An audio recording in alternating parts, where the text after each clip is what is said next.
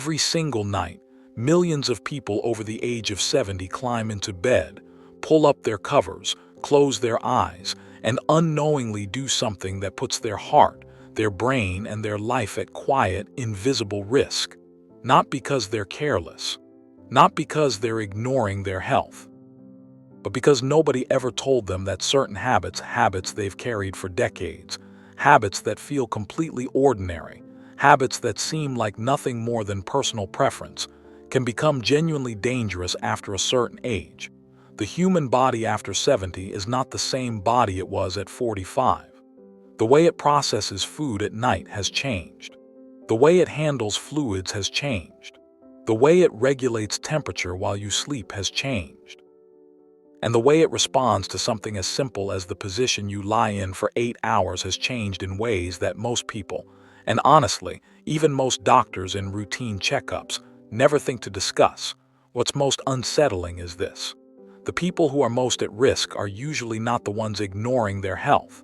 They're the ones who think they're doing fine. They're sleeping their usual hours, eating their usual meals, keeping their usual routines. Everything feels normal right up until it isn't. A 71-year-old man passed away in his sleep not long ago.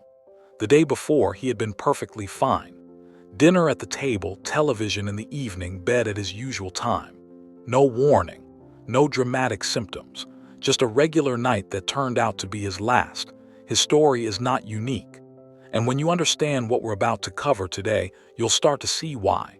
In this video, we're going to walk through 4 specific bedtime habits that become dangerous after the age of 70. Each one is common, each one feels harmless, and each one carries consequences that build silently over weeks, months, and years until the body can no longer absorb the damage. By the end of this video, you'll know exactly what these habits are, why they affect older adults so differently than younger people, and most importantly, what simple adjustments you can make tonight to protect yourself going forward. Stay until the 4th habit, because that one is the one nobody talks about. That one is the one most seniors do every single night without ever suspecting it could be a problem. And that one might be the most important thing you hear today. Let's get into it. Picture this. It's 8:30 in the evening. You've had a long day. You're finally sitting down to a proper meal, something warm, something satisfying, something you've been looking forward to since afternoon. You eat well. You feel comfortable, maybe even a little sleepy afterward. You clean up, head to the bedroom, and you're asleep within the hour. That routine feels completely normal. For most of your life, it probably was. Nobody ever told you anything was wrong with it. And so you kept doing it, year after year, decade after decade, without a second thought. But here is what's actually happening inside your body during those hours, and why it becomes a much more serious issue after the age of 70. Your digestive system, like every other system in your body, slows down significantly as you age. The muscles in your stomach wall contract more weakly than they used to. The valve between your stomach and your esophagus becomes less reliable over time. Your body produces fewer digestive enzymes.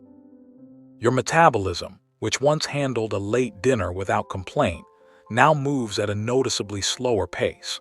All of this means that a heavy meal eaten close to bedtime takes far longer to process than it would have 20 or 30 years ago. And here's where the conflict begins. Sleep needs your heart rate to slow down. Sleep needs your blood pressure to drop. Sleep needs your breathing to deepen and your brain to begin moving through its natural cycles of restoration. But digestion needs the opposite. It needs active blood flow directed toward your gut. It needs stomach acid churning. It needs your body alert enough to manage the work of breaking down everything you just consumed. These 2 processes cannot perform at their best simultaneously. When you force them to compete, when you eat heavily and then immediately try to sleep, something has to give. And what usually gives first is the quality of your sleep itself. Instead of descending into the deep, restorative stages of sleep that your body genuinely needs, you stay in a lighter, more fragmented state throughout the night. Your brain surfaces briefly and repeatedly, in response to the internal discomfort your body is managing. You may not even remember waking up, but the damage accumulates. You spend 8 hours in bed and still wake up feeling like you barely rested. Then comes the acid reflux. When you lie down flat, gravity no longer keeps stomach acid where it belongs. It drifts upward into your esophagus. You might feel it as a burning sensation in your chest. You might feel it as something bitter at the back of your throat. You might wake up suddenly, coughing, with a choking sensation that frightens you before you fully understand what's happening. This isn't just uncomfortable. Over time, chronic acid reflux, clinically known as GERD, causes real structural damage to the tissues of your esophagus and airway. It weakens the muscles responsible for keeping your throat and lungs clear. And in seniors, this increases the risk of a condition called aspiration pneumonia, where tiny amounts of stomach content are inhaled into the lungs during sleep. For a younger person, this might cause a brief illness. For someone over 70, aspiration pneumonia can be life-threatening. There is also the blood sugar element, which rarely gets discussed in this context, but deserves serious attention.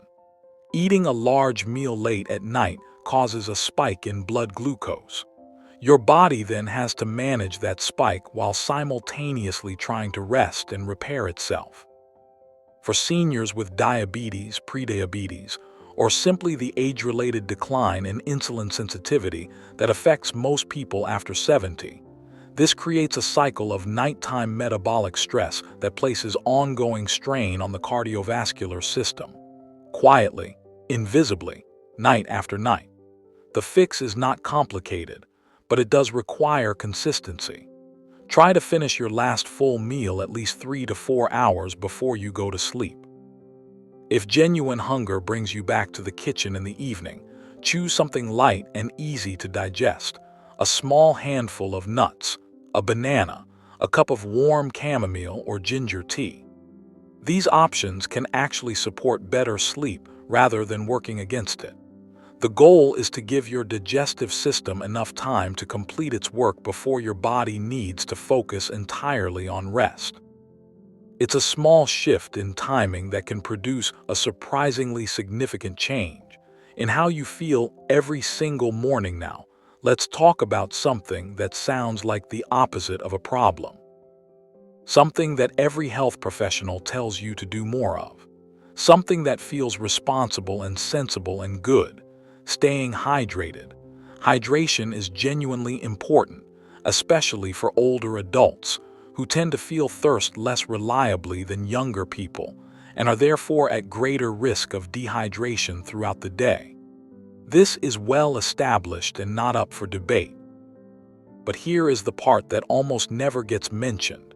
Drinking too much liquid in the hours immediately before bed is one of the most disruptive and underestimated nighttime habits among seniors, and the consequences go well beyond just waking up once to use the bathroom. Let's understand what's actually happening physiologically. After 70, the muscles of the bladder naturally weaken. The bladder's capacity to hold urine for long stretches decreases. Your kidneys continue filtering fluids throughout the night regardless of when you last drank. Your brain's signals about bladder fullness become more urgent and harder to ignore. What all of this adds up to is a body that is far more sensitive to fluid intake in the evening than it was in your younger years. If you drink 2 large glasses of water, a cup of tea, and a bowl of soup in the 2 hours before bed, your body is going to wake you up. Not once maybe, possibly 2 or 3 times. And every single time you get out of bed in the middle of the night, you are taking on a risk that most people never consider in that groggy, half-asleep moment. Here is what happens in the body when you stand up suddenly after lying still for several hours. Your blood pressure, which naturally drops during sleep, has not had time to readjust. Your cardiovascular system needs a few seconds to redistribute blood flow appropriately for an upright position. In those few seconds, especially in a dark room, especially when you're disoriented from being pulled out of deep sleep, your blood pressure lags behind. The room tilts slightly. Your legs feel unsteady. Your vision blurs at the edges. This is called postural hypotension, and it is one of the most common and least discussed causes of dangerous nighttime falls in seniors. Falls in older adults are not minor events. A fractured hip, a head injury from striking a nightstand or the bathroom floor, internal bleeding from a fall that seemed almost trivial at the time. These are among the leading causes of serious long-term decline and premature death in people over 70. And a shocking proportion of these falls happen not because of some complex underlying condition, but because someone got up too quickly to use the bathroom at 2 in the morning after drinking too much liquid before bed. Beyond the fall risk, there is the deeper issue of what repeated nighttime awakenings do to your health over time. Every time you wake up during the night, you interrupt your sleep architecture. You lose time in the slow wave and REM stages of sleep, the stages where your brain consolidates memory, where your immune system does its most active repair work, where your body regulates hormones responsible for blood pressure, appetite, and cellular recovery. One disrupted night here and there is manageable. But chronic nighttime awakening, happening most nights, week after week, accumulates into something genuinely damaging. Research has consistently shown that seniors who experience frequent nighttime awakenings have higher rates of cardiovascular disease, weakened immunity, and significantly elevated risk of cognitive decline and dementia over time. The solution, again, is not to stop drinking water. It is to be strategic about when you drink it. Aim to consume the majority of your daily fluids during the morning and early afternoon. By late afternoon, begin tapering off. In the evening, if you feel thirsty, take small sips rather than full glasses. Be aware of hidden fluid sources in your diet: soups, high water content fruits like watermelon and oranges, and even certain medications can contribute meaningfully to your overnight fluid load without you accounting for them. And pay particular attention to caffeine. Coffee and tea consumed in the afternoon or evening act as diuretics. They actively signal the kidneys to produce more urine, which compounds the problem significantly. Switching to a calming, caffeine-free herbal tea in the early evening is a genuinely worthwhile adjustment, one that reduces nighttime awakenings while also supporting the kind of relaxed, wind-down state that helps you fall into deeper sleep more easily. Here is something that tends to genuinely surprise people when they first hear it. A warm, cozy bedroom, the kind that feels safe and comfortable and inviting, may actually be quietly working against your health. After the age of 70, many seniors deliberately keep their bedrooms warm at night. They turn up the thermostat before bed. They sleep under heavy blankets, sometimes multiple layers. They close the windows even in mild weather. And they do all of this because it feels comfortable, because they've always done it that way, or because they've noticed they feel cold more easily than they used to, which, incidentally, is itself a normal part of aging. But here is what's actually happening in the body when the sleeping environment is too warm, and why it matters so much more after 70 than it did earlier in life. Your body has a natural internal process that occurs as you fall asleep. Your core temperature is supposed to drop, typically by 1 to 2 degrees, as you transition from wakefulness into sleep. This drop in core temperature is not just a side effect of sleep. It is a trigger for sleep. It signals to your brain that it's time to begin moving through the deeper, more restorative sleep cycles. When your bedroom is too warm, this natural temperature drop is inhibited. Your body cannot cool itself efficiently, so it stays in lighter, more fragmented sleep rather than descending into the deep stages where real restoration happens. After 70, this problem is compounded by the fact that your body's ability to regulate temperature has naturally declined. Your sweat response is slower. Your circulatory system is less efficient at routing blood to the skin's surface to release heat. This means that when the external environment is warm, your core temperature climbs higher than it should and stays there longer before your body can bring it back down. Your heart, in response, works harder. It pumps more blood toward the periphery, trying to facilitate heat release. Your heart rate stays elevated at a time when it should be falling. Your blood pressure, instead of dropping into the lower ranges that characterize healthy, deep sleep, remains higher than optimal. Night after night, this sustained cardiovascular effort adds up. There is also the dehydration factor that most people overlook entirely. Sleeping in a warm room causes your body to lose fluid through insensible perspiration, sweating that you may not even notice because it evaporates quickly in the ambient warmth. By morning, you can be measurably dehydrated even though you never felt thirsty during the night and didn't sweat visibly. Mild dehydration causes the blood to thicken. Thicker blood is harder for the heart to pump and more prone to clotting. And blood clots forming during the night, in a body that's already slightly cardiovascularly stressed from the warmth, are one of the mechanisms behind the strokes and heart attacks that occur silently during sleep in older adults. Think about a 74-year-old man we'll call Frank. Every night, he reads in bed for an hour before turning off the light. He keeps his room at a steady 75 degrees because anything cooler feels uncomfortable to him. He sleeps under a thick synthetic comforter because it makes him feel secure, but he wakes up most mornings feeling like he barely slept. He's groggy, sometimes slightly headachy, often stiff. He assumes this is just what getting older feels like. It never occurs to him that his sleeping environment itself is the source of a significant portion of his fatigue. The research on optimal sleeping temperature is quite consistent. Sleep scientists generally recommend keeping the bedroom between 60 and 67 degrees Fahrenheit for adults, with the lower end of that range often producing the best results for deep sleep quality. If that range sounds uncomfortably cool, consider that your body under a light blanket will be several degrees warmer than the ambient air. The goal is not to be cold. The goal is to allow your body to cool itself naturally so that it can sleep deeply. Practical adjustments are straightforward. Switch from heavy synthetic blankets to lighter, breathable cotton or linen layers that you can add or remove during the night as needed. Wear light, moisture-wicking sleepwear rather than heavy flannel. Crack a window if weather permits, or run a small fan to keep air circulating. This also improves air quality in the room, reducing the concentration of carbon dioxide that builds up in a closed space overnight and can contribute to morning grogginess.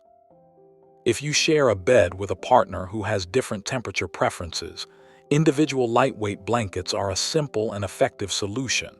This single change to your sleep environment, simply allowing the room to be a few degrees cooler, can improve sleep depth, reduce cardiovascular strain during the night, and produce a meaningful difference in how you feel when you wake up every. Now we come to the fourth habit. The one I mentioned at the beginning. The one that surprises people most because it seems so fundamental, so basic, so completely beyond the reach of health advice. It's the position you sleep in.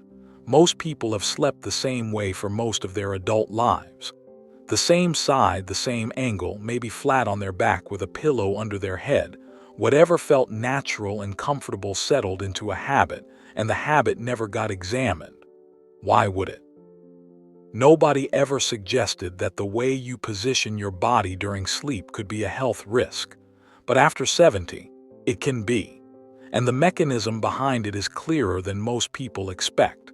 Let's start with sleeping on your back, because this is one of the most common positions among older adults and also one of the most potentially harmful.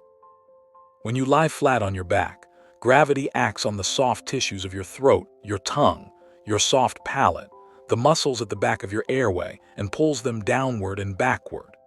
In younger people with good muscle tone, this rarely causes significant problems. But as you age and muscle tone throughout the body naturally decreases, these tissues can sag enough to partially or fully obstruct the airway during sleep. The result is snoring at its mildest. At its most serious, it is obstructive sleep apnea, a condition in which breathing repeatedly stops and restarts throughout the night, sometimes dozens of times per hour, while the person remains largely unaware that anything is happening. Sleep apnea in seniors is both more common and more dangerous than most people realize. Each time breathing pauses, blood oxygen levels drop. The brain detects the drop and sends an emergency signal. The heart rate spikes suddenly. The body partially rouses from sleep to restore normal breathing. This cycle, pause, oxygen drop, heart spike, partial awakening, can repeat 30, 40, 50 times in a single night. The cumulative cardiovascular stress of this pattern, sustained over months and years, significantly elevates the risk of high blood pressure, irregular heart rhythms, heart attack, and stroke. And because it happens during sleep, most people with sleep apnea have no idea they have it. They just know they're tired all the time and can't figure out why. Consider someone like Robert, a 76-year-old retired teacher who has always slept on his back. His wife noticed years ago that he would sometimes go quiet in the middle of a snoring stretch, truly quiet, not breathing, before gasping softly and resuming. She mentioned it to him. He told her it was probably nothing. He wasn't in pain. He felt fine, or at least he thought he did. But he had started waking up with headaches most mornings. His concentration during the day had become noticeably worse. He felt exhausted after what seemed like a full night of sleep. When he finally brought it up with his doctor and underwent a sleep study, the results showed severe obstructive sleep apnea, triggered in large part by his back sleeping habit and the age-related relaxation of his airway tissues. Every night, his heart had been spiking under emergency conditions dozens of times while he lay there thinking he was simply sleeping. Now let's talk about sleeping on the right side. This position is generally considered better than sleeping on the back, but it comes with its own concerns for older adults. Studies examining cardiac function during sleep have found that right-side sleeping places additional mechanical pressure on the heart, slightly compressing it and making it work harder to maintain efficient circulation. For a young, healthy heart, this is a negligible issue. For a heart that has been working for 7 decades, that has perhaps some degree of arterial stiffness, some degree of reduced pumping efficiency. It adds up. Over time, right-side sleeping has been associated in some research with increased risk of fluid accumulation in the lungs and lower extremities, which are early indicators of congestive heart failure. The position that medical research most consistently supports for older adults is sleeping on the left side. The left side position allows the heart to function with less mechanical compression.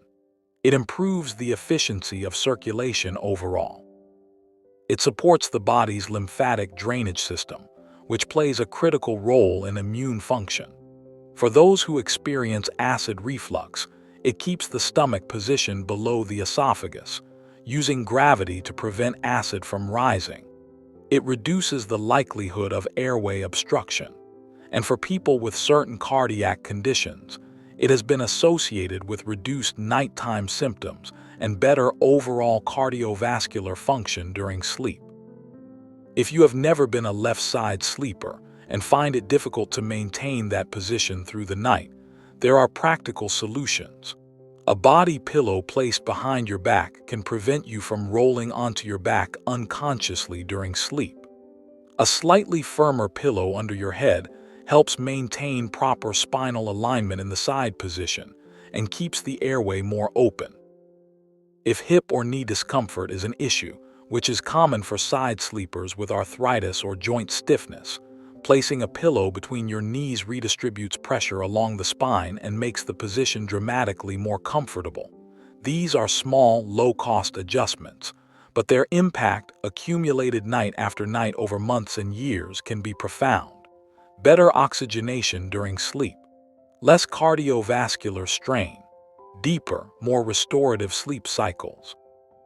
A body that wakes up having genuinely recovered, rather than having spent the night fighting against the position it was placed in. So let's take a moment and bring everything together. 4 habits. 4 things that feel ordinary, comfortable, and completely unremarkable in daily life. eating a heavy meal close to bedtime, drinking too much liquid in the hours before sleep, keeping the bedroom too warm through the night, and sleeping in a position that works against your body rather than with it. None of these feel like dangers. That's precisely what makes them so important to understand. The risks they carry don't announce themselves. They don't arrive suddenly with obvious symptoms. They accumulate quietly in the background, night after night, until the body has absorbed more strain than it can continue managing. And then, for some people, a morning comes when they simply don't wake up, and the people who love them are left wondering how someone who seemed perfectly fine could be gone so suddenly. The answer, in many of those cases, is written in the small details of how they spent their nights. But here is the genuinely hopeful part of everything we've discussed today. Not a single one of these habits requires a prescription to change. Not one of them requires an expensive device or a complicated program or a visit to a specialist.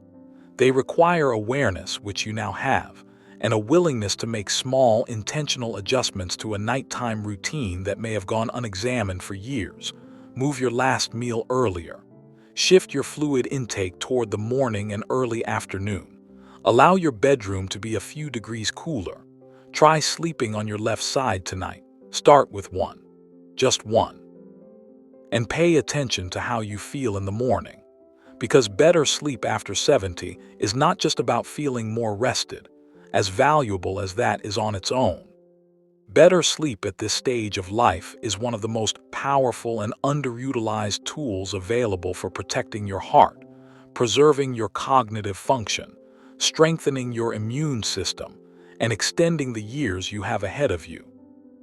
You've spent decades taking care of other people, building a life, showing up for responsibilities that never stopped coming.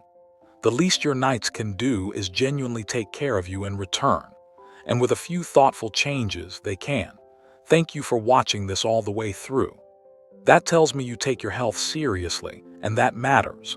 If something in this video resonated with you, if you recognized one of these habits in your own routine, leave a comment below and tell me which one. And if you know someone over 70 who could benefit from hearing this, please share this video with them. It might be one of the most valuable things you do for them today. We'll see you in the next one.